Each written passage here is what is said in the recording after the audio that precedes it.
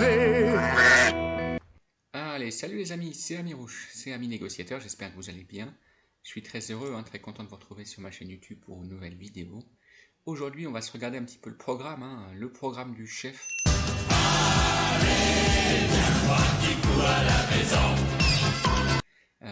En chiffres et en dates, puisque beaucoup m'ont demandé dans les commentaires un petit peu plus de visibilité sur ce qui apparaît déjà comme quelque chose d'inaudible, d'invisible et d'incompréhensible en tout cas. Pardon pour tous les hommes. Donc à partir d'aujourd'hui, du 3 mai, ce qui est existant, c'est le couvre-feu qui est maintenu, le télétravail qui est maintenu, les commerces restent fermés. Donc même moi, vous voyez, ce matin, je pensais que les commerces allaient rouvrir. Non, c'est le statu quo sur les commerces, c'est-à-dire que les commerces qui étaient fermés jusqu'à aujourd'hui restent fermés. Et ceux qui étaient ouverts restent ouverts, bien évidemment. La réouverture, par contre, des collèges avec une demi-jauge pour les classes de 4e et 3e. Donc ça, les parents d'élèves concernés comprendront, bien évidemment. Réouverture des lycées également en demi-jauge. Donc demi-jauge, moi je crois savoir que c'est par rapport au taux de remplissage.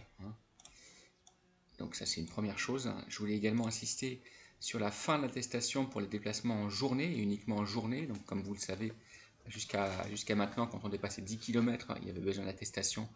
Maintenant c'est fini à partir de ce matin. Et la levée des restrictions pour les déplacements interrégionaux seulement. Donc voilà, les déplacements entre les différents pays de l'Europe restent bloqués, mais entre les régions, les restrictions sont levées. C'est pour ça que les 10 km disparaissent également aujourd'hui. Donc on précise bien, l'Élysée précise bien, les réouvertures sont conditionnées au respect des jauges et protocoles adaptés à chaque lieu et activité. Et ce que je pouvais ajouter également par rapport aux écoles, c'est qu'a priori le message qui serait passé, c'est qu'au premier cas positif des élèves, l'école ferme. Alors les variants anglais, les variants brésiliens, les variants indiens, je ne sais pas quoi, tout ça, ça va compter là-dedans. Donc premier cas, ça va fermer. C'est pour ça que je vous dis et je vous redis encore une fois, ceux qui étaient tellement attentistes par rapport à ce déconfinement, et moi j'en suis, j'étais tellement impatient qu'on soit déconfiné, attention parce que c'est un déconfinement qui peut n'être que de courte durée. Donc premier élément, vous avez vu qu'en Inde ça commençait à chauffer. En Inde c'est pas compliqué, ils ont plus de place pour enterrer leurs disparus. Donc bref, on espère que ça va pas déferler encore ici. Même si moi je persiste à croire que au début tout ça à mon avis c'était plutôt un complot et une magouille entre certains laboratoires et certains lobbies. Aujourd'hui malheureusement ils nous ont fait un monstre de Frankenstein et on est tous affligés par le monstre de Frankenstein que certains élus, certains magouilleurs et certains lobbies nous ont fabriqué de toutes pièces. Parce que moi je persiste à croire que comme les chemtrails, comme la 5G, le Covid-19 c'est en vérité une invention humaine et une invention de magouille tout simplement. Allez, on va poursuivre effectivement sur le fameux calendrier. Donc ce qu'on nous dit, c'est qu'à partir du 19 mai, le couvre-feu sera repoussé à 21h. 21h, donc c'est là où normalement les terrasses des bars et restaurants, mais également les musées, les théâtres et les salles de cinéma pourront réouvrir. Donc c'est là où normalement les terrasses des bars et restaurants, les musées, les théâtres et les salles de cinéma pourront réouvrir. Donc 19 mai, le fameux agenda du 19 mai. Alors, couvre-feu décalé à 21h, télétravail maintenu, réouverture des commerces, donc c'est là où on attendait. Alors, réouverture des commerces qui seront conditionnés au respect des jauges et protocoles adaptés, donc on ne sait pas du tout qu'est-ce que ça va être, on parle de moins de 10 personnes dans les magasins, donc on verra bien, d'accord. Réouverture des terrasses avec des tables de 6 personnes maximum.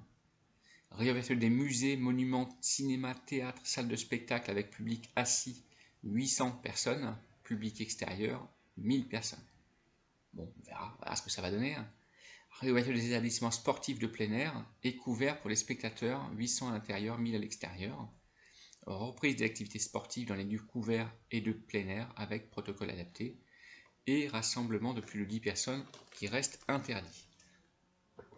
Donc voilà, jusqu'au 19 mai, on n'en sait pas beaucoup plus sur l'ouverture des frontières.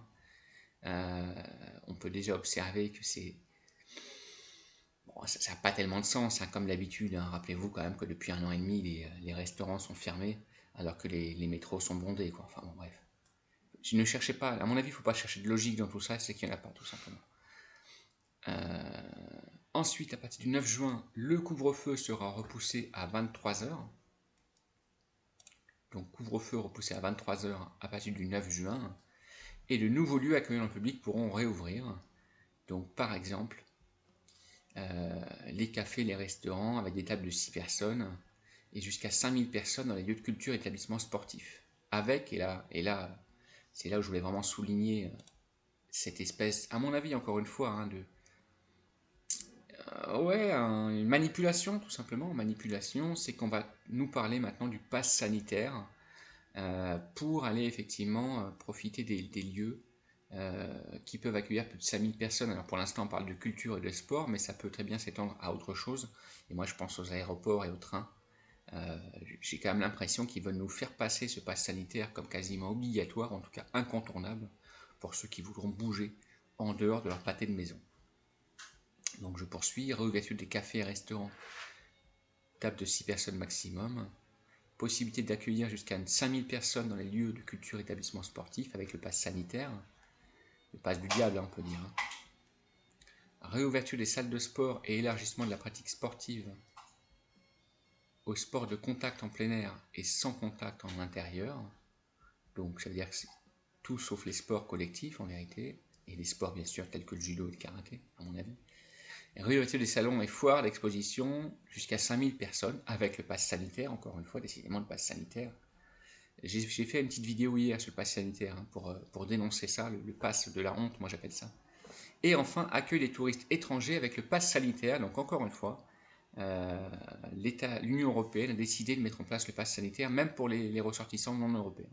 Ça c'est quand même scandaleux, bon, bref, on verra ce que ça va donner, hein. J'espère qu'il y en a qui vont finir à la Cour pénale internationale, ça leur fera un petit peu du bien.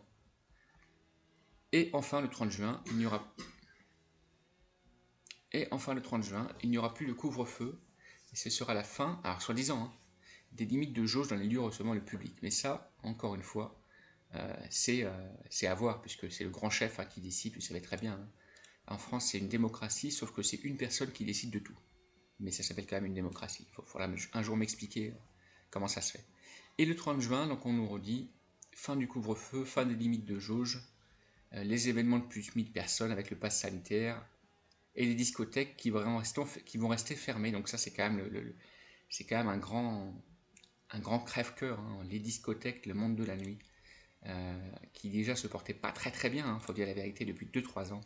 Là, c'est le coup de couteau dans le dos. Hein. Le coup de couteau dans le dos, c'est même plus un coup de couteau, c'est un coup de hache, puisqu'on va les condamner à la fermeture jusqu'à au moins début septembre. Vous me prenez vraiment pour un con? Oui. Bon, on verra. C'est pour ça que je vous disais, et que je vous redis encore une fois, il ne faut pas chercher de logique dans tout ça. À mon avis, c'est qu'il n'y en a pas de logique, tout simplement. Non, pas encore. On tombe dessus, c'est le jeu, ma pauvre Lucette.